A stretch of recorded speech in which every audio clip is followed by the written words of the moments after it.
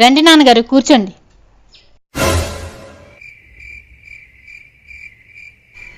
ఏమైందమ్మా మీ నాన్నగారు అంత నీరసంగా ఉన్నారు? ఏం చెప్పమంటారు మామయ్య గారు, రాత్రంతా ఇంటికి కాపలా ఉంటుందని మా నాన్న కుక్కను కొన్నారు. ఆ కుక్కను ఎవరైనా ఎత్తుకుపోతారని సెక్యూరిటీ గార్డ్ని పెట్టారు. ఆ కుక్కకి సెక్యూరిటీ గార్డ్కి ఏమైనా అయిపోతుందేమో అని బయట సీసీ కెమెరాలు ఫిట్ చేయించారు. ఆ సీసీ కెమెరాలు ఎవరైనా ఎత్తుకుపోతారేమో అని రాత్రంతా మా నాన్నే కాపలా ఉంటున్నారు. మా నాన్న ఒక్కలే కాపలా ఉంటే బాగోదని మా నాన్నతో పాటు మా అన్నయ్య కూడా రాత్రంతా కాపలా కాస్తున్నాడు. మా అన్నయ్యకి కుక్క అంటే పడదు, దాన్ని తీసుకెళ్లి ఇంట్లో పెడుతున్నాడు. మా అమ్మ మా వదినికి కుక్క అంటే భయం, వాళ్ళిద్దరు కూడా వచ్చి వీళ్ళిద్దరితో పాటు రాత్రంతా కాపలా కాస్తున్నారు. కుక్క ఇంట్లో ఒంటరిగా ఉండిపోతుందని ఈ సెక్యూరిటీ గార్డ్ని తీసుకెళ్లి ఇంట్లో పెట్టారు.